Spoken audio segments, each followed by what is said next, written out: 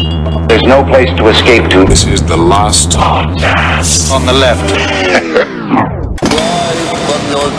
That's when the cannibalism started. What was that? I had, honestly, the best meal of my life. It was a piece of foie gras, the size of a fucking CD. Like, it was so fucking floppy. That goose must have been so fat by the time it was over. That goose was living its best life. Its best life being force-fed constantly? For about 6 weeks. It was being fed. Honestly, that goose is the same thing as if you hacked open Gracie, our former dog, and had eaten that sweet liver of Gracie, that would have been the most delicious raw dog. I'm calling it raw dog. Wow. God, it would have been so succulent, just her just rolling around her own filth. You should have eaten that dog. Why not? Filled with butter. It would have been like a croissant. One of the last. Been so flaky. Can we have to start the show? I know you're in a food paradise right now. Oh my God, it was good. All right, this is the last podcast on the left. I am Ben Kissel. That's Marcus Parks. Hey. Marcus Parks is wearing his Jacksonville Jumbo Shrimp shirt today. You look amazing, sir. I'm fucking here to play a game, motherfucker. I guess so. I'd like to thank a fan out in Colorado who gave this to me. I love it. And of course, we got H-Bone over there in Los Angeles. I feel like I want to do this morning zoo style. H-Bone in Los Angeles. What's going on? The dogs are out. Wow. So today's episode, we got a two-parter here. This is a long time in the making, and I'm absolutely thrilled. I can't wait to get into Kurt Cobain and Courtney Love. What happened? She did it. All right, we don't. She did it. And that's the end of the episode. So goodbye, everybody. No, that's Henry Zabrowski's theory, obviously, as he screams it from the mountaintops. Just but there's ruining it right up top. No, there's a lot more that people didn't that people aren't aware of because the narrative has been so the lies have just been so pervasive in this story. There's a lot of ins and outs of this case. It is extremely complicated, and it inspires a lot of emotion in people, one way or another. Can you leave it alone for a second? For example, Henry's incoherent ramblings on the other end. Yeah, it does inspire a lot of emotion in people because Kurt Cobain was so goddamn popular. Nirvana was so amazingly popular, and he meant so much to so many people. I mean, for all of us, I'm 35 years old, so 1992, 1993, Nirvana Unplugged. I was 11, 12, 13 years old, overweight, alone. All I had was skinny little Kurt, who was much more handsome than me, and but Nirvana was extremely influential in my depression and getting me out of it. I of course started this entire episode thinking Courtney Love was the worst human being on the face of the planet, but the more and more I researched about her and read a couple articles and watched several interviews with her, I think that she's not the worst. She was just incredibly ambitious at a time when it was not very stylish to be ambitious. Sure. And also a lot of ambitious people are manipulative, terrible manipulative people. Yeah. Like to be wouldn't know anything about that.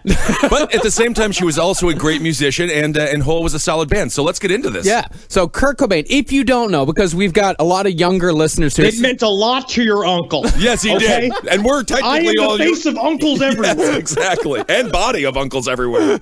Yeah. Well, Kurt Cobain was the lead singer of the 90s rock band Nirvana, and in my opinion, was America's last true rock star. On April 8th, 1994, Cobain was found at his Seattle, Washington home, dead from the double whammy of a massive heroin OD coupled with an apparent self-inflicted gunshot wound to the head. Apparent. There are some that believe that Cobain did not commit suicide and was, in fact, killed by persons unknown, although most point towards his soon-to-be ex-wife, Courtney Love, then the lead singer of the rock band Hole. Now, our aim on this series is to present both sides of the argument, both suicide and homicide, because honestly, if there was any solid evidence that Courtney Love was responsible for his death, she would be in jail right now. And by the way, can you imagine watching Courtney Love in a female prison? She would be the warden in like 4 minutes. Is it bad that I just popped like a crazy boner? No, that's allowed. Thinking of that, it's very conflicting. Honestly, she was so public about it, and she talked so much fucking shit about the trial and about his suicide and all that stuff. She would definitely be in jail right now if they could figure out how to put her in jail. Yeah. They would have loved to. Yeah. Now, we would play some Nirvana tracks for you here on the show today, but Courtney Love owns the rights to most of Nirvana's tunes, and I'm honestly more afraid of Courtney Love than I am of the Church of Scientology. Rightfully so. So, if you've never heard Nirvana or only know the hits, I made a Spotify playlist of my favorite Nirvana tracks along with some of the original versions of songs that Nirvana covered on Incesticide and Unplugged. You can find those if you search my name on Spotify. All right. Now, I will say that in doing the research of the life of Kurt Cobain, particularly his time with Courtney Love, I don't know if I have ever rolled my eyes as much as I have while hearing these people talk. They are obnoxious. They are. I mean, they're kids. Are they obnoxious because they're musicians, or are they obnoxious because they're addicted to heroin? Bit of both. Bit of both. Okay. Column A, column B. Yeah, column A, because column B. heroin does not make you an interesting person. No, it it's really actually doesn't. quite the opposite. Yes. Yeah. And they're also musicians, and a lot of musicians, particularly like the super brilliant ones like Kurt Cobain, not particularly great people, not particularly nice people. A lot of them are super obnoxious and kind of boring. That's why they learned to play the guitar. Let the guitar talk. Yeah, I remember exactly. listening to an interview with Jimi Hendrix, and I was so surprised because he was just like, the guitar is just like a piano, but it's thinner. Like, he would just say, like, dumb shit. I mean, like, why? I thought Jimi Hendrix would be brilliant. Right. However, I think that Generation X, as well as Kurt Cobain, is misunderstood. People looked on him like they were all doom and gloom with a soundtrack of like super depressing music, but Generation X actually did have a pretty good sense of humor. They were just insufferable smartasses. Well, I think we got a lot of our sense of humor from Generation X. Obviously, we do fairly dark humor, gallows humor, one might call it, here at Last Podcast on the Left, and they probably have an influence on that. Oh, yeah. But Fuck you, Kissel. They probably do, Henry. Yeah, Mr. Show, Kids in the Hall. Sure. I mean, those guys, they were funny as hell. A lot of these musicians were funny as hell, too. And that's the thing about Kurt Cobain. The HBO documentary Montage of Heck seems to be pretty hell-bent on portraying Kurt Cobain like a constantly on-the-edge basket case who might as well have been holding a gun to his head since his parents' divorce when he was a kid. The entire time I was watching that documentary, just like, go fuck yourself. This is so, oh my God, everyone, they're twisting everybody's words. They just play sad songs. They would show all of these footage of like, Kurt Cobain would just get a camera, running around, and he was like a very artistically expressive kid, and they tried to put him on drugs when he was a kid for ADHD and like problems paying attention, like we all did, like I did. Yes. I was chained to a fucking grocery cart. That's how they solved my problem. Oh, well, that's probably healthy for your overall love of food and consumption. Yes, it definitely a weird sexual thing with having a chain from my waist of my onesie jumper to the grocery cart while I ran towards food. So you were basically like Bob from Dawn of the Dead, but like when a person would walk by him, but instead it was just like a thing of Trick cereal or something. Yes, but he would just get a camera, and he was always like doing little art projects, and it was like him filming dogs and stuff, and then they just like put over it like something in a way, like over each footage, and be like, this isn't sad. This is dumb shit kid fucking around with a video camera. That's what I did. But it was also a perfect, I guess, it was a reaction to the 80s when everyone was so happy and everything was glitter and glam, and they were just like, screw all that. Yeah, and they also took footage from 1991, the year punk broke, which was a documentary that a lot of the guys with, it was mostly focused on Sonic Youth, like a tour that Sonic Youth, Nirvana, and Dinosaur Jr. did in Europe in the early 90s, and they play that as some sort of rock star out of control type of moment. Like, look at how out of control he is, but it's just a bunch of goofy kids having fun. Right. Because that's what you also got to remember. These are kids. I mean, when Nevermind hit, Kurt Cobain, I think, was 24. Wow. Dave Grohl, the drummer, 21, 22. They were just kids. So they were. Do you imagine if you were given several $1 million as a 24-year-old? All of my clothes would be beer can hats. I believe I might be dressing similarly to you as well, and my nostrils wouldn't exist. It would just be one hole, like an anteater or something. Well, About Kurt Cobain and his general temperament, a lot of his friends said that the suicide came as a complete and total surprise. They never said that he was suicidal. Sure, he made some hyperbolic statements, and one of the tracks, Left Off in Utero, was I hate myself and I want to die. But even Kurt himself said emphatically that that was just a joke. It was a smart-ass thing that he would say when people asked him, hey, Kurt, how you doing? He'd go, I hate myself and want to die. It's funny. It was just a joke. Yeah. You know, not a particularly great joke, but a joke nonetheless. He's not a comedian. No. He would have been the worst comedian of all time. Well, technically, the comedic version of Kurt Cobain would be Mitch Hedberg, right? Yeah, I guess so. And Mitch Hedberg, many comedians that I know worked with him on the road towards the waning days of his life, and he would just get in the fetal position after shows, hang out in his hotel room. That's heroin. Yeah. You know, it was not good for him. No. Sounds relaxing, honestly. I don't know. It's like is shaking exercise. And that's what I'm not quite sure about. In the 1920s, it was. Okay. Now, was Kurt Cobain depressed? Sure. He was a Gen Xer. A lot of them were depressed and moody and surly most of the time, except for Dave Grohl, who always seemed to be happy, and Sonic Youth, who seemed to have a pretty good time most of the time. The only person who ever said Kurt Cobain was suicidal was his wife, Courtney Love, and she never mentioned anything about suicide to anyone until after his death, although it must be said that all those close to him accept the suicide conclusion, at least publicly. Now, you have to remember, when someone's really super, super famous, everybody in their weird circle around them wants to show the world that they know them better than anybody else. Right. Like Kurt Cobain was about property. People viewed him as a piece of property. His friends back at home said the whole thing about how he never wanted to commit suicide. He was happy-go-lucky. We really knew Kurt. We're the ones that knew Kurt. Other people didn't know Kurt. Courtney comes out and says he wanted to commit suicide. It's the only thing I ever talk about. I'm the only one who knows Kurt. Meanwhile, Kurt's nowhere in this conversation because he's so fucked up and now useless because he's so famous or whatever it is he's dealing with all the time. Well, and he's got a lot of pressure on him. He's very fragile. He's just a person. He's like, I want a pastrami sandwich. I was thinking about maybe having gin for lunch. Should that be? I mean, he's just a dude. Yeah. So the problem is this whole story is marred by people talking shit that they don't know anything about. Yeah. I mean, this is a huge story of he said, she said, with some evidence thrown in there for good measure. But Courtney, that's the thing, is that Courtney, when she started talking, especially after the suicide, she started hitting the suicide angle hard right as soon as Kurt was dead. In many interviews that she immediately gave, she said that Kurt was the third or fourth person in his family to commit suicide, calling it the Cobain curse. But the thing is, nobody in Kurt Cobain's family actually committed suicide before Kurt. The other ones that are cited a lot of the times, they were violent deaths, yeah, but they were accidents, although they could be twisted to look like suicides.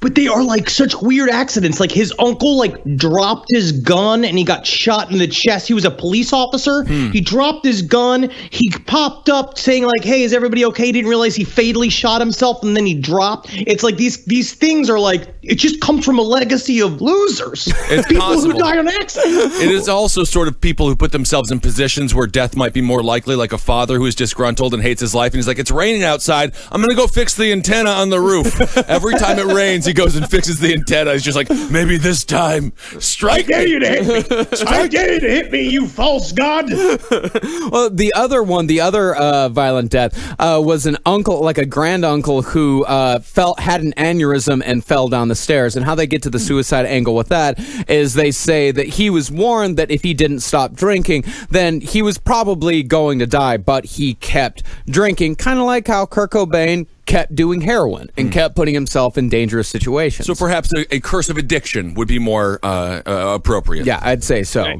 You mean addiction to rock and roll lifestyle? Yeah. Yep. Nothing groovier than a brain aneurysm. I don't know about that. No, the reason why these half-truths and many other half-truths were repeated ad nauseum without any fact-checking was because the main source of news during the aftermath of Kurt Cobain's death was Kurt Loder from MTV News, who repeated everything Courtney said as Bible fact, and the rest of the media followed their lead. When you rewatch that footage of Kurt Loder, you could tell that this is his Walter Cronkite moment. Yeah. He is putting on the serious face. He's got the old school Apple computer in front of him, like he's clicking clacking on the very ancient internet. It's pretty impressive. Yeah, this is 1994. I mean, it's very odd to try to explain to people who weren't around then what MTV was like in 1994. Totally different. MTV News was something that you watched every week, and it was like, what's going on with Soundgarden this week? It was pretty awesome. And then I'll never forget when I actually got to see Slash's face. They're like, they revealed it, sort of. It was a really special occasion. And Kurt Loder, and it's literally just sunglasses grafted onto skin. Basically. I can't get them off. I can't get them off if I want to. Oh, yeah. MTV News was awesome. Kurt Loder is the reason Kennedy became a libertarian, little known fact. Really? Yes.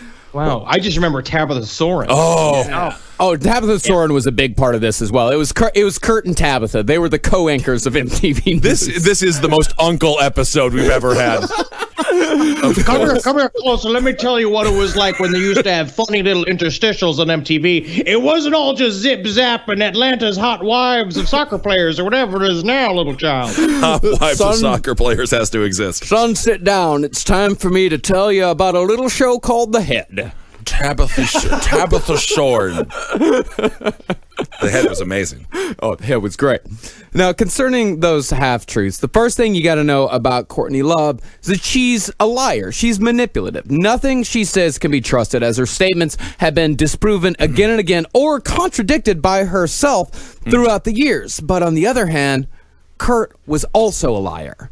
Buzz Osborne of the Melvins, who went to high school with Kurt, said that Kurt was, quote, the master of jerking your chain.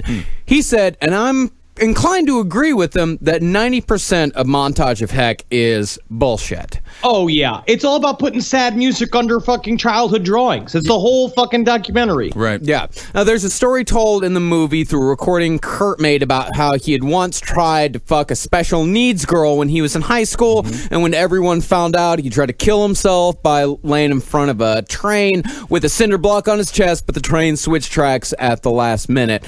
Now, Buzz said that there was no way in hell he wouldn't have heard this story already, as Aberdeen, Washington, where they grew up, was a small town. Besides, Buzz, along with all the rest of his friends, would have given Kurt shit about this constantly. Yeah. Rightly so, if it had actually happened. This is pre-internet era, so this was that was the rumor mill all around middle school and high school were these interesting stories. Yeah. It's also important, I think it's important for people to realize that, like, any ambitious rock star that wants to make it, right, or who has any idea of a future scope. Courtney Love was very naked about that. She said what she wanted. She saw a hole. That's a funny little. It's a fun pun. She saw a hole in music that she could put herself into, where she created this sort of new persona for herself. If you don't think that Kurt Cobain had the same idea from early on, that once you realize you get the camera in front of you, now you can recreate your whole past in order to make it so iconic who you are. And then a part of this story was about him, the loser prince. Like, he created this really gross story as a part of, like, almost like making him relatable to gross losers. And it's a part of his fucking brand. Well, Courtney was great at branding, and the interesting thing, I had a chance to speak with somebody who got to know Courtney Love fairly intimately, working on a project with her, and he was saying how she could tell when a rock star was about to break, and she would just hook up with them during that time, and you do wonder, did she help promote them? Because she was out there, she was vocal, she was a heck of a character, and obviously she did many negative things, but she did have a good business sense in that way. She did, but she wasn't really involved in all that. By the time Courtney Love came around, Nevermind had already come out, and it had been out for a little while at that point. I mean, the thing is about Nevermind and about Nirvana is that nobody expected this to be a hit. It came completely organically. Kind of like this podcast. Yeah. Who's going to die first? Not it. Not it. Oh, Marcus, you're gonna die first. Now I gotta ask myself: did I not say it on purpose? I don't know, buddy. Well, either way, you're dead, so it really doesn't matter. Today's sponsor for Last Podcast on the Left is AdamandEve.com. Are you looking to spice things up in the bedroom? Been fantasizing about surprising your lover with an adventurous new toy or adult movie? Well, here's an offer you won't be able to resist. Go to adamandeve.com and for a limited time only, you'll get 50% off just about any item. But that's not all. Oh no. When you select your one item at 50% off, you'll also receive 3 free adult DVDs for a little inspiration, plus a free extra gift so sensual we can't mention it on the radio. And to top it all off, they'll even throw in free shipping on your entire order. And no, they're not kidding. So check out adamandeve.com today for the special offer. Get 50% off one item when you type LEFT for the offer code upon checkout. And when you do, you'll get 3 free DVDs, a free extra gift, and free shipping. Just use offer code LEFT at adamandeve.com. That's LEFT at adamandeve.com. You see, in my head, Courtney Love was like the pallbearer to Kurt Cobain's Undertaker. I have to approve it. That's a WWE reference, and I love it. Same makeup. Well, furthermore, concerning the documentary, they take a lot of his journal entries completely out of context to reinforce the idea that he was massively suicidal, shaping them to form a narrative, because that's the narrative that they were telling, that he was a poor, tortured soul who was constantly on the edge and just killed himself one day, or at least that his suicide was just completely inevitable. And also, at this time, we did have a disconnect with our celebrities, as opposed to now where you can follow them on Twitter. Like, there was that notion of you want your rock stars dead, sort of that classic Bill Hicks bit and stuff like that, as opposed to now where it's like, I follow them on Twitter, and you have more of an intimate relationship. Yeah. Kurt Cobain was a larger, he represented something much larger than just a human being. Yeah, and also Nirvana hated giving interviews, and they hated the rock press, so it was pretty rare that you could get any like actual rare tidbit of information out of these guys. And at the center of that entire narrative of Kurt Cobain being the tortured soul whose suicide was inevitable was Courtney Love, who comes off looking just tarnished enough in the movie, but otherwise rosy as fuck as the only person who ever truly understood Kurt. Yeah, there's some things in there that make her look bad, but for the most part, she really is portrayed as a loving wife who fucked up a couple of times, but it completely glosses over how fucking tumultuous their relationship really was. Well, she also approached the director of the documentary to make the documentary. Right. It's funny how it becomes like that, how you become the hero of the story when you ask a dude to make a documentary about your dead ex-husband. Yeah, and I guess I'm going to just describe their parenting techniques as unique. That's the best I could say, I guess. Now, Courtney Love admittedly is indeed a brilliant person, albeit highly manipulative. One of the caseworkers at a reform school she was sent to as a teenager called Courtney the most shrewd, cunning, devious person the caseworker had ever seen, something that Courtney was very proud of. But one thing she didn't necessarily let slip is that she was a trust fund kid. When she was 16, she sued for emancipation from her mother and received an $800 a month stipend, almost $2,000 in today's money. And she used that money to insert herself in certain scenes. She would show up with like a suitcase full of acid, or when she started going to band practices to hang out with people, she'd buy all the food. So she got people to trust her that way. That's how she got her foot in the door a lot of the time. And now you can say that's either manipulative or you can say it's actually just a good idea and a part of business. She saw a thing that she wanted to be a part of, and essentially that just makes you a producer. Like in nowadays terms, that's just what a producer does. A producer shows up with money and does things to make things quote unquote easier or help things along. So in a way, it was like she was creating jobs. She was walking into a place being like, I will provide the funding. Courtney Love is creating What do you jobs. see, the fucking Warren Buffett of alternative rock? Jesus. Same makeup. It's about small job creation. It's all about that. Small It's job about creation. Yeah, trickle down. Well, Courtney, she was also mean as fuck. Yeah, she's a fucking horrible bitch. She's the worst person in the world. Oh, she's horrible. She says terrible things that aren't true about people. Like she said that Dave Grohl tried to fuck her daughter. Like all right. She does look just like her. Well, the weird thing is about Frances Bean Cobain, Courtney and Kurt's daughter, is that when she was first born, she looked just like Kurt.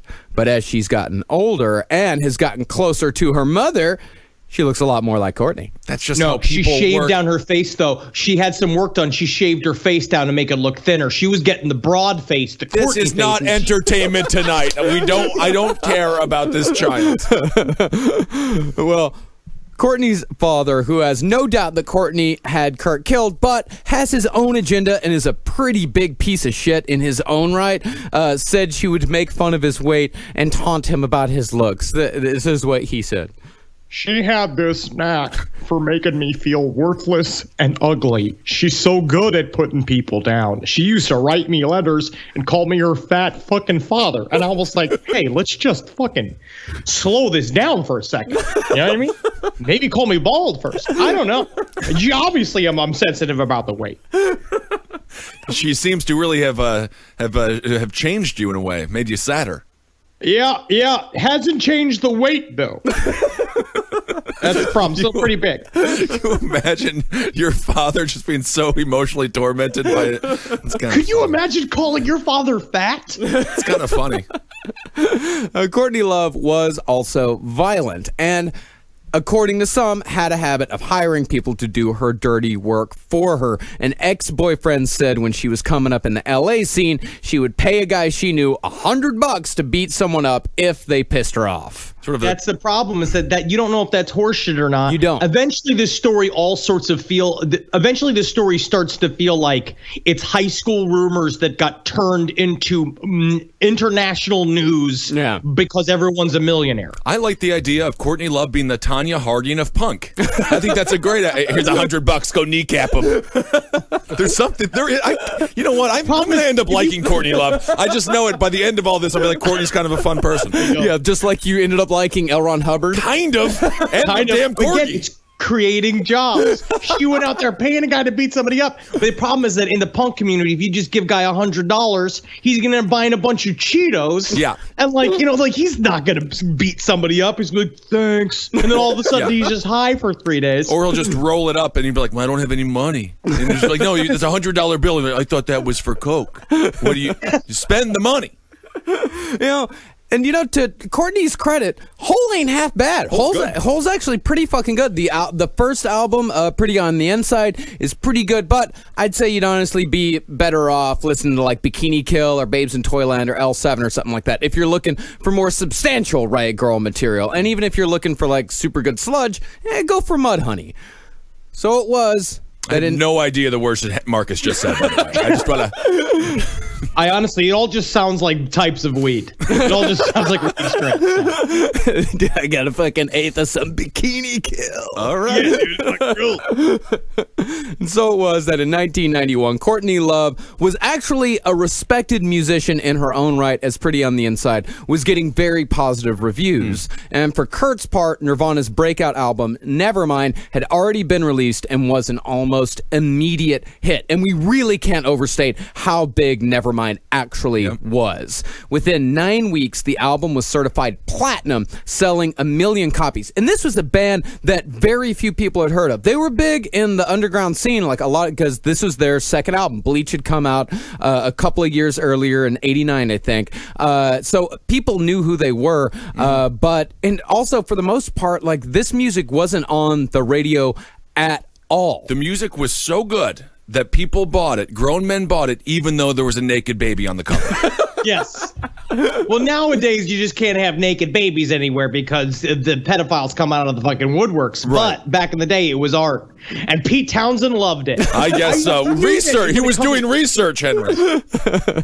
No, Smells Like Teen Spirit, the hit that made the whole album, it was such a hit that Colgate paid $670 million to acquire the makers of the deodorant Teen Spirit. Wow. Because that's what it was named at. It was something like Kathleen Hanna from Bikini Kill had written Kurt Smells Like Teen Spirit on Kurt's wall, and that's where the title of the song comes from. Oh, It just smells like Teen Spirit. And just to give you an example of how far-reaching this really was in a pop culture context and in a commercialism context, here's a commercial from 1992 from the Teen Spirit deodorant. Smells like Teen Spirit. Smells like the ocean. It's so good. Wow, it smells really natural. I'm a smellologist. It is Caribbean cool. And this smells good. I knew it smelled like Teen Spirit. Hey, this is for girls. This smells like Teen Spirit. Can I have it? We are the worst generation. Yes, I love the the ozone depleting, greenhouse emitting, natural. It's natural. It's like, you know what natural is? Not spraying a bunch of chemicals under your armpit. Oh no! Teen Spirit was a roll-on. Oh, Yeah. That's why it was able to have so many wonderful flavors. When they bought it, they don't know Flavors. Marcus, they're not flavors, by the way. Did you lick this roll-on because you know what it was for, right? Carolina said the same thing to me when I was telling her about this. I was like, yeah, they ended up, after they bought it, it was so popular, they ended up making 10 different flavors. And she was like, I don't think flavors is the right word. No, it's not flavor-wise. It's not flavors. If you're licking it, it's the only flavor you'll get is numb. Yeah, or maybe an autism that comes from it. I'm not sure what happens if you lick nothing but roll-on deodorant for years. By January of 1992, Nirvana had kicked Michael Jackson off the top of the charts. That's how big this was. They kicked off fucking Michael Jackson, but admittedly, they were replaced the very next week by Ropin' in the Wind by Garth Brooks. Oh, gotta love Garth. I know. Well, it's the album that had Rodeo on it. Yeah, sure. And honestly, man, when in 1991, I actually, in my small Texas town, we didn't really hear Nevermind until a young man named Brandon Kelly, this poor motherfucker, moved from Seattle, Washington to Rochester, Texas. Oh, no. in like 1992. When it was like the best time to live in The Seattle. fan that understood Kurt Cobain's pain the most was this man. But he brought with him all like the Nirvana albums and a whole bunch of other like awesome music from that time period. And he was friends with my brother, and my brother introduced me to all of this music through that. So that's how I came upon it. It was pretty fucking awesome. God, your parents must have been so scared. Nirvana, Ted Bundy pictures on the wall, random ghouls hanging outside your window all day, just telling everybody how you hope to find a skeleton. I hope I find a skeleton today, Mom. I actually did used to do that. I'd go out in the field like... We were not being satirical in our description. One time I did find a rock that looked kind of like an ear, and I kept that because I thought it was an ear bone. That's good job. Great story. Thank you, Marcus. I'm known for my stories. Nevermind would stay on the Billboard Top 200 for almost 5 years. And to give you an idea of what that's worth now, the Cobain estate made $50 million in 2006 alone when Courtney Love sold 25% of her stake in the Nirvana back catalog to a music publishing company. But when Kurt and Courtney met, Cobain had yet to see any of that money, and the band was still showing up to 200 capacity venues in a shitty van with their gear carried behind them in a U-Haul. Wow. Like, this came out of absolutely nowhere. Like, they couldn't even keep up with their own success. And it was on this backdrop that Kurt and Courtney met at a Butthole Surfers concert in Los Angeles. The two immediately bonded over their mutual loves of fucking and heroin and were inseparable from then on. Well, according to Courtney Love, what she said was that she had been going after Kurt for a really long time. She had been trying to date Kurt, but he was always very oblivious to female attention. Like, he was always he was very, very shy, like painfully shy. And so we didn't know how to like connect to girls. And so what she did was that she kept going after him because of what we were saying. She knew that he was going to be a fucking massive rock star. And she made an altar in her house where she said, please let my boyfriend be the world's biggest rock star. Like, she was obsessed with it. That's what she says. This is what she said. Right. So we don't know what's bullshit or not. But what she says is that, which is, if it's not a true story, it's disgusting why you would even make it up, is that she was kind of like sucking the dick of this other like music manager and bribed him, essentially, like kind of like teased him to get her tickets to the show, to that Butthole Surfer show, and plane tickets. And he bought her, shipped her out there. She got on Kurt and finally just was like, you're my boyfriend now. And he's like, all right, cool. I'll go with it. It reminds me of Finkel from Ace Ventura. How does that remind you of Finkel? Finkel didn't like Dan Marino. But she wanted to get Dan Marino, and Finkel became Einhorn, a detective, in order to get Dan Marino. Finkel is Einhorn. Einhorn is Finkel. Yes. Einhorn is Finkel. Now, some claim that Courtney was only in it for the money, that she latched on to Kurt because she saw potential. To this point, I actually believe Courtney when she says that she honestly thought that she was going to be more famous than Kurt. That's because there's actually evidence to back that up. When they got married, it was Courtney who insisted that they sign a prenup. And this was even after the massive success of Nevermind. They could already see that he was going to be a huge rock star, that there was going to be hundreds of thousands, if not millions of dollars coming in. But she believed that she was going to be more famous than him one day. This was about power couple. This was not about money. This is about the both of them were the same thing about like quote unquote integrity and about doing it the right way and getting respect. And both of them thought the idea is that I am a queen. I am the most powerful woman in the world. Should I not be with the most powerful man in the world? Together, we will be the most respected fucking royalty of rock and roll. And so she saw that far ahead of that, and she's like, I'm building this for Kurt, essentially. Like, we're going to be a power couple forever. Yeah. Jay-Z and Beyonce, to some degree. Absolutely to some degree, but Jay-Z and Beyonce, they weren't junkies. No, they are not junkies. As a matter of fact, they're athletes, basically. Yeah, I was watching a concert of Beyonce, and I was like, what? I started sweating. Yeah. Because it is physical labor, as opposed to Kurt, who mostly sat. Yeah, it sat a lot, yeah. Well, I don't know, man. Have you ever watched footage of their live shows? Like, their live shows were amazingly energetic. Like, they were a fantastic band. I don't like to watch. Nirvana Unplugged wasn't the only concert they ever did. I just don't like to watch people be all active, because then it's like, am I supposed to be active? It's like, what is happening? Well, I mentioned junkies. Let's talk about heroin. Kurt was a junkie, and to a lesser extent, so was Courtney. Courtney had about a $20 a day habit, but Kurt, at his worst, was spending $400 a day on heroin. Courtney liked being fucked up, but only a little bit. Yeah. She liked being aware. She liked being able to manipulate people and be in control of herself.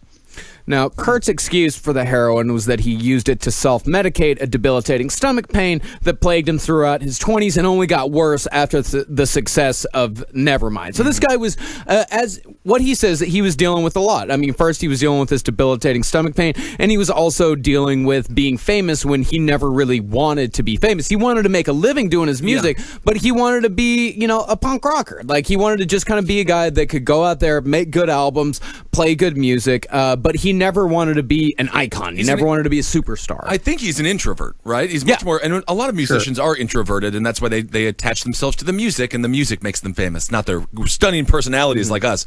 But do you think it was a psychosomatic thing? Or did he really have ulcers and that kind of stuff? He said that they were red spots. He would go to the doctor and they would scan his stomach, and he had weird abrasions and weird. It just sounded like he was just a shitty kid and also had a terrible diet. He had a very terrible diet. He lived on fucking Coca-Cola and fucking potato chips and heroin all the time. Now, many people point towards Kurt's comments about his stomach pain during this time period as an indication that he'd always been suicidal, as he had said in interviews that heroin was the only thing keeping him from blowing his head off. But again, according to Buzz from the Melvins, Kurt told him that the stomach pain never even existed, and it was just a good excuse to do heroin under a cloud of sympathy. I see. See, that sounds like a shitty joke. Yeah. That sounds like a shitty joke to him. Honestly, it sounds like he's making a joke about the heroin use and the stomach pain because he really was in pain. I also think that Kurt Cobain was a little bit of a hypocrite in terms of he wanted everything exactly how he wanted it. He wanted an indie little career, but he loved the money. He loved the money. He loved all the fame. He loved how big the music got, but he wanted it both. You think that you could live one life and be a rock star on fucking Wednesday, but then on Thursday be able to go to the supermarket, but that's just not how it works. Of course. Well, I actually don't know if he did love the money all that much. He loved the heroin. $400 a day. He definitely liked that much money. He definitely loved that money. But I think he did he liked the fame of the fans because Kurt Cobain, what he used to do is pretty much when he wanted to get away for a little bit, he'd go to a park or someplace like that. He'd look for kids with Nirvana t-shirts and he'd go up and say like, "Hey, I'm Kurt Cobain. You want an autograph or something like that? He never turned away a fan. He never turned away an autograph. Nice. It was the media attention that he hated more than anything. Sure. And he did kind of want to have it both ways. He wanted to be adored by his fans and make music for the kids, but he didn't want to have to deal with the business side of it. That unfortunately, music is a fucking business. Right. Always has been. And especially then you're much more of a cog in a larger machine as opposed to now where you can become a YouTube star and sort of control your own creative destiny. Yeah, there was a lot of people's paychecks that depended on Kurt Cobain. But and don't forget to subscribe on iTunes. Last podcast in the line. 5 stars. But whether Kurt Cobain was lying or not about the stomach pain, by the time of his death, it was no longer a problem. According to Kurt himself, reportedly, a doctor had diagnosed the source as a pinched nerve that resulted from his scoliosis. But some people also say that when he said, like, oh, my stomach pain's cured, he was just talking about heroin, that he finally found a medication that worked with it, and that medication was heroin. We just don't really know. There's a lot of, it's just, a lot of this shit's just, we just don't really know. Well, I mean, at this point, I don't recall OxyContin being a thing. It wasn't. It wasn't around yet, right? I wonder if he would have been prescribed something like that. Who knows? He probably would have been. And probably would have died from that. Yeah, exactly. Like so many other fucking people are dying right now. Yep. Now, unfortunately, by the time the stomach pain was quote-unquote cured, he was already a full-blown addict, although he would make multiple attempts to get clean, specifically after the birth of his daughter, Frances Bean, who can currently be seen as the face of the new Marc Jacobs campaign here in New York City. Look at that. Yeah, she's on billboards now. It's nice to be talk about a fellow model. You know, which it doesn't seem like my big and by the way, Kmart, what's going on? Where's my big and tall campaign? But anyway, I don't want to get into that. Now, by all accounts, Kurt was an extremely loving and dedicated father, but not so dedicated that he stopped doing heroin altogether. In the weeks leading up to his death, Cobain reportedly OD'd multiple times, just not bad enough to go to the hospital. And people say that it was actually Courtney who revived him those times that he OD'd. Now, this could point more towards the suicide angle, as it is possible he was attempting suicide each time and finally decided to use a shotgun on the final try to make it stick. But the heroin has its own story to tell, as we'll get into on the next episode. I'll tell you what, it's a sleepy story. Yeah, it is. I just don't fully understand heroin. It's not a party drug. It's such a, I guess it's a very personal experience, I suppose. Yeah. It replaces everything. Yeah. The whole point is that it replaces everything. It lowers all stakes because it makes it so that you just don't give a shit about anything. So you don't have to worry about your career. You don't have to worry about your marriage. You don't have to worry about being a dad. You don't have to worry about anything. It just evens the playing field to the point where you are a fucking walking skeleton. Yeah, it's kind of a zombie person. Well, it's a drug of despair. Yeah. So, despite a new kid being introduced into the mix, things were rapidly deteriorating with Courtney. First, there was the money, which was getting to be more and more important to Courtney Love. Now, when the royalty checks for Nevermind started coming in, Courtney noticed that Dave Grohl, the drummer and current lead singer of Foo Fighters, and Chris Novoselic, bassist and currently political activist, and 6'7". Yes. Wonderful guy. Big, very tall man. Very tall. They used to mock him when I was growing up. Riddled with clots.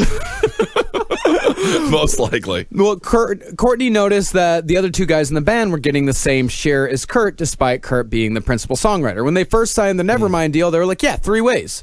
Why the fuck else would we ever do it any other way? It was like a punk rock ethos type thing. Yeah. And, I mean, you say, like, Kurt Cobain loved the money.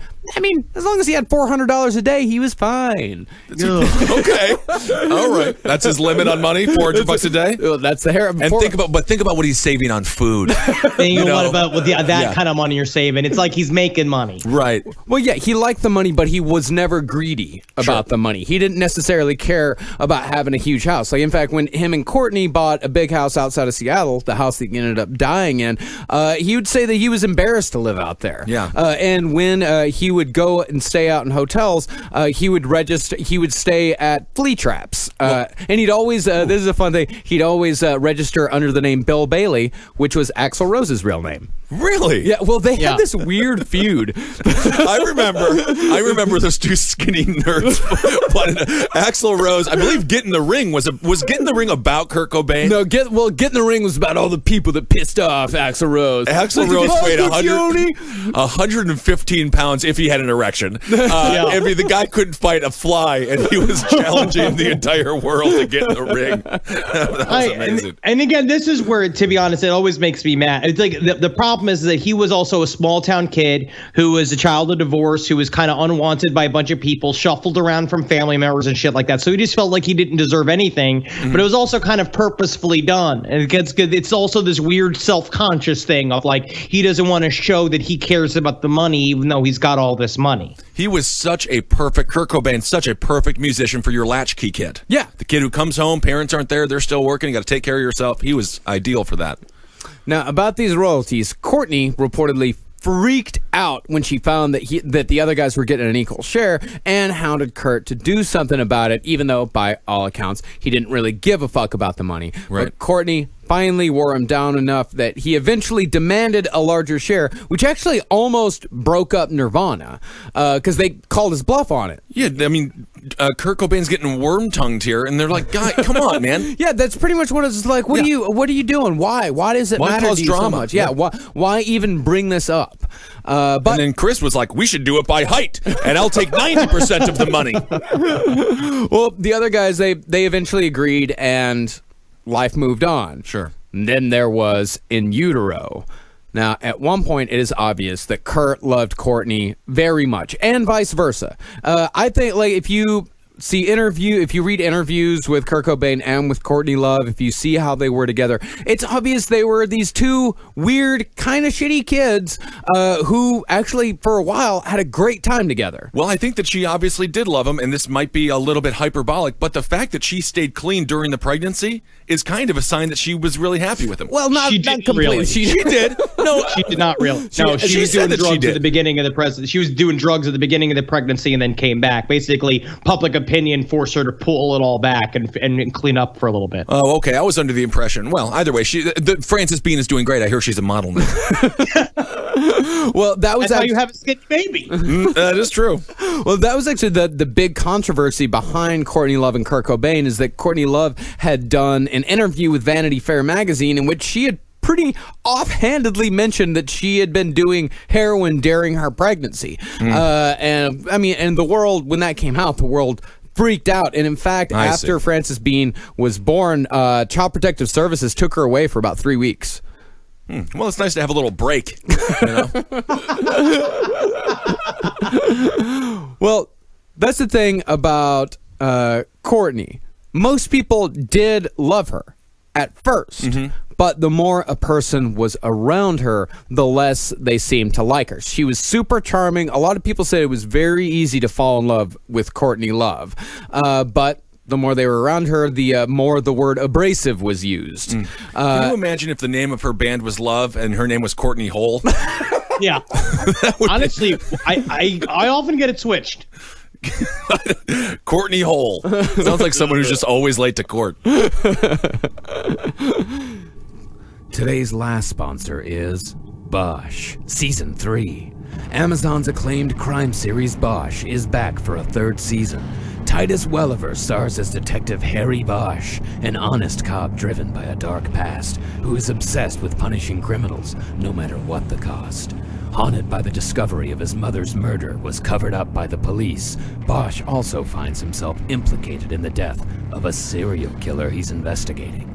Now Bosch must navigate the dangerous waters of a police department that believes he's guilty, while working with a partner who is no longer sure he can trust him.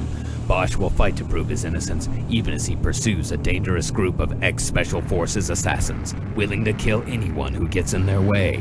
Against the glamour and seediness of Los Angeles, Bosch will risk everything to clear his name, while bringing down the murderous crime ring, no matter how many rules he has to break to do it. Bosch. Stream Season 3 on Amazon Prime, April 21st. Now, Kurt, he was no exception to these people that tended to get tired of Courtney. By 1993, Kurt was writing lyrics like those heard on All Apologies, in which he sang, "Married, buried, over and over and over again. Oh man, it's a great rhyme. It's a great rhyme. It sounds It great. comes down to just rhymes. Yeah. And on Heart-Shaped Box, which was named for the first gift Courtney ever gave Kurt, he sang, "Throw down your umbilical noose so I can climb right back," along with "I've been drawn into your magnet tar pit trap," which is the grossest way you can describe someone's vagina. Is that what that is? Magnet tar pit trap? She has a very rare disease called gargoyle vulva, where it's charcoal black. I didn't realize that. I actually know a little bit about what that looks like, but I won't talk about it. Yeah. In other words, talking about these lyrics, they were not the lyrics of a man happy with his marriage. But on the other hand, he was again a smartass, and he could have been writing these lyrics as a response to the public's opinions about Courtney, which were, needless to say, not high at this point because of the Vanity Fair article. But also, to bring up fucking Beyonce and Jay-Z again, she just did the same shit to him in that Lemonade thing where she used the relationship drama to sell fucking records. And so it's the same shit. It's like he could be doing the same exact thing. I don't think he was doing it to sell records, though, because this was a purposefully non-commercial album. They hired Steve Albini, who's like, you know, the big underground producer, to record this album because they didn't want to just repeat Nevermind, because in fact they said they didn't like Nevermind that much because the production was so amazingly slick and commercial. Steve Albini, I'm sorry, I just immediately pictured somebody pushing a hot dog cart. This is Steve Albini's Weenies. Come on down. Albini's weenies, nothing but pure black tar heroin in these weenies. Great for making music and terrible for falling in love. Oh my goodness. Well, actually, Steve Albini, one of his bands is Big Black. Oh, okay. And Big Black's fucking awesome. Industrial. But yeah, Steve Albini is behind a lot of your favorite albums. He's amazing and did like a fucking great job actually producing In Utero. And even though they didn't use all the songs that he produced, that's a whole different conversation. Good thing he's not a hot dog salesman. Eileen Warnos would have had to kill him. Well, either way, people describe Courtney's treatment during and around the recording of In Utero as nothing short of terrible. Like, she'd constantly hurl abuse his way, her favorite insult being dumb fuck. That she called him dumb fuck over and over again, and she was always fond of saying that he couldn't hail a cab by himself, that because he was becoming completely and totally emotionally dependent on her. Right, and he was addicted to heroin, so he probably was acting, you know, kind of foolishly. Yeah. Also, he was probably not a great person to be around. Yeah, it's not nice to say to somebody though. he also liked that someone else was calling the shots. Yeah. Because then he didn't have to. Again, he's high on heroin all the time. He's overwhelmed constantly about his job and all the shit that he's dealing with. He loved that Courtney wanted to come in and take care of everything because then she gave him something. Right. But if you listen to some people, it was becoming pretty obvious that he was getting tired of it. On March 1st, 1994, just a month before Cobain's death, he supposedly called his lawyer from backstage at Nirvana's last show and told her that he wanted to draw up a will specifically excluding Courtney as a benefactor. I can't wait till we get this successful, that we are calling divorce lawyers right before we step on stage to do last podcast on the Left Live. Henry, you're not married. We can't give you a divorce. I'm trying to get divorced from chocolate. See, Cobain was, according to the lawyer, planning to leave Courtney, and because they had signed a prenup, Courtney was going to only get a small settlement, if anything at all. The lawyer also said Courtney had called her and told her to find the meanest, most vicious divorce lawyer in town, and also asked if it was at all possible to void the prenup both her and Kurt had signed. Now, there was indeed a will drawn up just before Kurt's death, according to police, but Kurt hadn't had a chance to sign it yet, and police have refused to reveal whether or not it does indeed exclude Courtney. And some say it was odd that a man in his mid-20s would have even had a will, which points towards suicide again, but when you factor in that he was at this point a multi-millionaire with an extremely dangerous drug habit, it's not so far of a stretch. I agree. Also, he was a dad. Yeah. Once you have a kid, that shit starts popping up because then it's about making sure something's going to happen. You're going to give the money can go to can go to his daughter. Yeah. Right. So after that show in Germany, Kurt canceled the rest of their European tour due to a throat ailment and flew to Rome, where he was joined by Courtney. And this is the site of the supposed first suicide attempt, according to Courtney. After dinner on March 3rd, 1994, Kurt called up a bellboy at the hotel where they were staying and sent him out to pick up a prescription for Rohypnol, better known as the date rape drug. Oh, right away, sir. Absolutely right away. You need something to fall asleep on your own dick? Absolutely. I'll do that for you, sir. Nice bellboy, I guess. Hep, hep. Also, what they gave Jason in Freddy versus Jason. Really? That's what the guy injected into his neck, remember? And then he gets sliced in half? Oh, yeah. Rohypnol. Now, when the bellboy returned, Kurt and Courtney ordered 2 bottles of champagne and proceeded to mix booze and pills, which you should never, ever, ever do. Right. Never. There you go, Mr. and Mrs. Bailey. I hope you enjoy this little here superside cocktail. Hope you do. Need me help with your bags? Oh, no, you'll be dead soon, huh? All right, be seeing ya. A little bit of tippins for the bellboy. Why is our bellboy in black and white? Now, when Courtney woke up, she found Kurt unresponsive with blood coming out of his nose, and so she called an ambulance.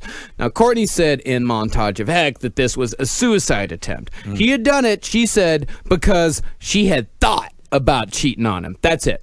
That she hadn't cheated on him, hadn't even told him she was thinking about it, but just her thinking that she was going to do it was enough to send him over the edge. But she still made it about herself. Yeah. As opposed to a man obviously crying out for help. Yeah. And she also says in the documentary that they pumped 67 pills out of his stomach when at another interview had said that they pumped 50 pills out of his stomach. And now I don't know where the fuck she's getting her prescriptions filled, and I don't know how it works in Italy, but it seems a little unlikely that they were able to send a bellboy out into the night to get over 70 tablets of an extremely powerful tranquilizer. Now, according to this here prescription here, sir, it says 70 pills. Now, you trying to kill the entire hotel? Well, that sounds like a good idea. Thank you, sir, for your tip. Up. Easiest part to get. Never seen an easier thing. One time I had to get an elephant into Alice Cooper's bedroom in order he could fuck the trunk. And I tell you what, he did it. He did, huh? And also, the doctor who actually treated Cobain at the hospital said that there were nowhere near that many pills in his system and that it did not appear to him at all that this was a suicide attempt. He was just being an idiot. But the question does remain, if Courtney wanted Kurt dead, why would she call an ambulance? Why not just let him die then? Right. Interesting. Because also you had not signed the fucking will yet. Well, because she was still all set up. She should have just killed him then. Yeah. Mistakes. Hindsight is 20/20, Henry. Should have just let him die. But she was also on roofies. She was also on roofies, but she had woken wasn't up. quick to act. I really don't. I don't think that she's not a stone cold killer. No, she's not. She's not a stone cold killer. But you also wonder if this was a suicide attempt. Then why didn't she tell anybody? Yeah. Why did she keep it to herself? Why did she not say to anyone like, "Hey, we should probably look after Kurt a little bit"? He's suicidal. Right. Either way, after Cobain woke up from a brief coma, the two returned to Seattle. A couple weeks later, on March 18th, Courtney called 911 saying Kurt had locked himself in a room with several weapons and was threatening suicide. And this is another incident that people point to bolster the suicide claim. But the patrol officer who showed up on the scene told a very different story. He said when he showed up, Courtney was standing on the front porch screaming that Kurt was inside and was going to kill himself. But when the officer went around back to enter the house through the back door, he said that he found Cobain standing in the backyard with his hands in his pockets. He said he didn't seem suicidal, just deeply embarrassed.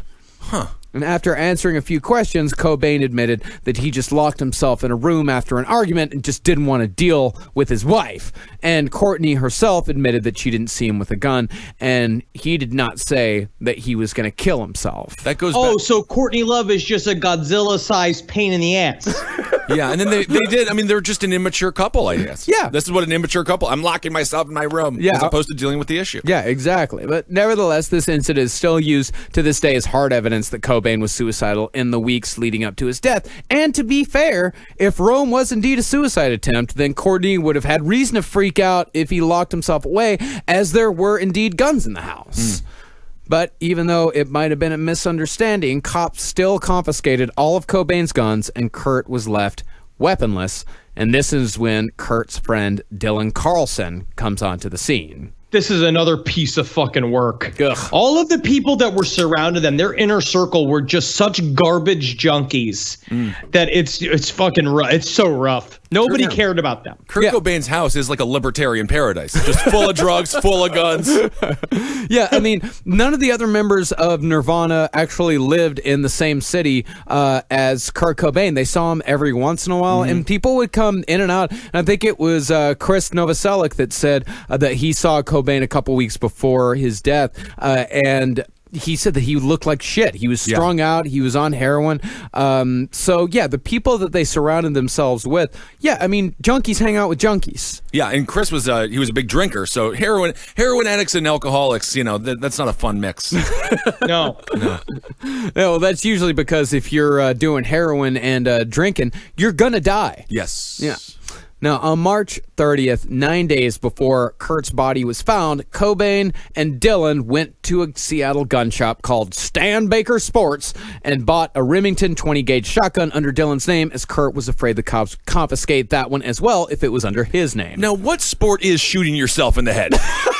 Do you go in? I love that all these guns are always at sporting goods stores. It's like, we got footballs, we got basketballs, we got shotguns if you're suicidal. We also got volleyballs. See, Kurt was a pretty staunch Second Amendment guy, saying he needed a gun for protection as he didn't have bodyguards, and he was, without a doubt, the biggest rock star in the world at this point, except for maybe Axl Rose. Oof. Now, Cobain's friend Dylan maintains that he never thought Cobain was suicidal, otherwise he wouldn't have bought him a fucking shotgun. But on the other hand, Dylan was a junkie, just like Kurt, and he might not have been in the most perceptive state at this time. Yeah, especially when your rock star friend asks you to buy a shotgun under your name. Just that idea of that seems pretty irresponsible. After all of his guns were already taken away. Yeah. So after dropping the gun off at his house, Cobain got on a plane and traveled to L.A. to check into rehab to give it one more go at the Exodus Recovery Center. He spent 2 days there before escaping over a brick wall and traveling back to Seattle. And this is when things get murky. We're not exactly sure when Kurt Cobain died, as he had been dead for a few days by the time he was found on April 8th. But what we do know is that according to a newly released police report, a taxi driver picked up a guy from Cobain's house on April 2nd and drove him to a gun store to buy some shotgun bullets. Now, do you tell the taxi driver that that's what you're doing? He asked the taxi driver, he told the taxi driver that my house got broken into a couple days ago and I need to buy some bullets for my shotgun for protection. Where should I go to buy shotgun bullets? And the taxi driver took him to a sporting goods store. We go to my house so I can give you something for free, and then maybe you can kiss my wife for me. I am a bit of what has been called a cuckold, and I think it'd be kind of fun to watch you kiss my wife, you baby blue eyes. Is your name's Kirtland? Can we just go to the sporting goods store? I think they have... Yeah. Heard they got volleyballs there. However, the police report does not say specifically that the driver took Kurt Cobain to the gun store. It just says, quote, a male. And whether it was Kurt or not, Cobain was dead from a gunshot wound to the head, along with the massive heroin OD, maybe by April 5th at the latest. Just a couple days after Courtney Love hired private investigator Tom Grant, who we'll introduce on our next episode. Oh, my goodness. It really is sad, though. It's very sad. You know, Patton Oswalt actually had a great quote about drugs and alcohol, how they always beat art. And if Kurt Cobain could have just stayed healthy, I mean, he would probably be doing Marc Jacob ads right now as well, like Iggy Pop model. I don't even care. So. I think he would be advertising for Taco Bell's new, like, chalupa. We got the new Sad Chalupa coming out with Dave Grohl isn't advertising the Sad Chalupa. Chalupa's in the way. Yeah. And I would have no problem with him selling out like that. No, Kurt Cobain is... for me, the only artist who died young, who I truly lament the loss of the music he would have made. Yeah, I think Kurt Cobain throughout the years would have come up with some pretty amazing stuff and would have done some great collaborations. Yep. He could have done like a Sergil Simpson thing. I imagine him going through a whole phase, like doing like hardcore weird country shit, because that's what he fantasized about in a bunch of interviews, about how he wanted to just be an acoustic guitar player like Johnny Cash in his later life. He was really funny. He's like, now we jump around all the time where I can't wait for when I'm old, when I can just sit on a stool and play guitar. Yes. Like Roger McGuinn, who I saw in Sleepy Hollow, which was amazing. Yeah, I mean, he would only be in his early 50s. He would be 50 years old. He would be so young still. I think he would have turned. Yeah. He would have been extremely young, and I think he probably would have been an artist for a little while. But if it was indeed that he was planning to divorce Courtney Love and kind of go off on his own, I really do think that he would have been an artist for a little while and would have eventually ended up putting out some pretty amazing music. Maybe he would have just gone the Jack White route and just become an upholster. Which is all Jack White does now is just upholster furniture. And it was like, he just does a shitty job that somebody else doesn't want because he chooses it. Yeah, it's like when fucking Daniel Day-Lewis became a shoe cobbler. There's so many people who are sick of cobbling shoes. But you know what, Henry? Some people love cobbling shoes. Why not? It's true. Awesome. It's true. All right, so the next episode we'll get into some of the conspiracies around what happened, and I guess, like Marcus said before, we're going to present both sides and let the audience make their decision. And of course, Marcus, you will let us know your personal thoughts at the end of the next episode. Oh, I have an opinion. I definitely have an opinion. But we are fair and balanced here. Yeah, fair and balanced. Yeah, because I think this is something that nobody's ever really done before, where it's either somebody that's hardcore on one side or hardcore on the other. But we're really trying to look at all angles here, because really the conspiracy itself is really the interesting part here, why people believe this conspiracy. I do have one question. Was there a robot made? Do they have a robot maid? They did not have a Rosie. Okay, because I was going to say the robot maid did it. Yes, but I guess Rosie, I could see she came alive and became jealous of the fact that Kurt Cobain could choose to make music, because robots cannot understand the organic choice to make music. Well, wasn't and the they're robot programmed made. to. Okay. And so how could you choose to blow your own brains out for the fucking freedom of choice? Well, I could see why a robot would be jealous. I'm going to go back, rethink my inks, and I'll have my own decision as well. It wasn't the robot made, though, because it didn't exist. Awesome. Well, thanks so much for listening, everyone.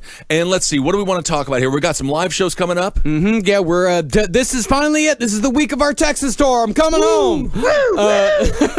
The wayward son has come home to Texas. Yeah, we're doing Houston, Austin, and Dallas. Dallas, unfortunately, is sold out, but there's still tickets left for Houston and Austin. But Austin is absolutely going to sell out, and Houston might as well. So go to cavecomedyradio.com/live to get your tickets to come see us live. And, of course, if you give to our Patreon, you get early access to all of our future shows. We got a Milwaukee show coming up that we can't wait for. That's been coming home. I'm coming home. And if you give just $1, you get early ticket sales to all of our future upcoming shows. And we thank everybody who has given our Patreon so far. Couldn't tell you how much we appreciate it. Patreon.com/lastpodcast on the left is where you go if you feel like we deserve it. Absolutely. And it's kind of nice that we can finally stop asking you to vote for stuff and stop. I don't have to ask for you to watch Your Pretty Faces Go to Hell. We already did it. Thank you so much for everybody who watched everything. Yes. Check us on Last Stream on the Left every Tuesday, 8 p.m. on Eastern Standard Time on AdultSwim.com. That's easy. That's free. Yeah. That's fun. And check out all the shows here on CCR. Page 7, Sex and Other Human Activities for all your political needs. Abe Lincoln Stop At for all your drunken fun needs. Roundtable of Gentlemen. What am I doing? Did your brain just break? You just said Sex and Other Human Activities for all your political needs and Abe Lincoln Stop At for your drunken friend needs. Yeah, that's what I meant to say. Are you drunk? You know what? No, I have had a lot of water, and I'm on a cleanse right now. I've lost 10 pounds. Well, and I'm a month and a week removed from Papa John's. It's been actually hard because I get so many emails from them. My emails, I get Domino's and Papa John's, and they blast me. You block them. I don't want to block them because I also love them. This is my garlic sauce is my heroin. You could go back. You can, if you can figure out how to do it in fucking moderation, you can go back to having pizza. I can't because it's for $60. You can get 10 pizzas. $60? I spend an average of $60, and then I do a healthy tip. You eat pizza. You eat Papa John's specifically like a military barracks. Yes, but it's just me. And then But anyway, a month and a week, and I've lost 10 pounds. Congratulations. Thank you very much. I'm trying Congrats, my man. best. Yes, so Abel gets top at Roundtable of Gentlemen, page 7, Sex Under Human Activities, movie signs with the Mats, and all the and Wizard and the Bruiser, we must say that. And I want to thank the Cowmen. They made an amazing jingle for the BK for BK campaign, which is going extremely well, and we're having a lot of fun. And the jingle will be played probably on a Top Hat episode or something like that. Thank you, and you're welcome. It's absolutely hilarious. And I'm coming in support for Ben Kissel, BK for BK. Vote for him so that I get closer to the Brooklyn presidency. That's what I want. I want the power. You have the it. power of having the AIDS, being able to walk city halls without being worried about being issued a ticket. I would love that. I'm still waiting for my woo. Well, I'll woo you at some point when it matters. Follow us on Twitter. Yes. I'm at Henry Loves You, at Marcus Parks, at Ben Kissel. Follow us on Instagram at Dr. Fantasty, at Marcus Parks, at Ben Kissel 1. And follow Last Podcast on all the bullshits at LP on the left. Awesome. Hail yourselves, everyone. Hail Satan. Hail Gin. Hail me. Magustalations. Yeah. Yes. Always. Yes. Always. Congratulations for No liking. questions. Yeah, thank you. Thank you. Congratulations for liking this.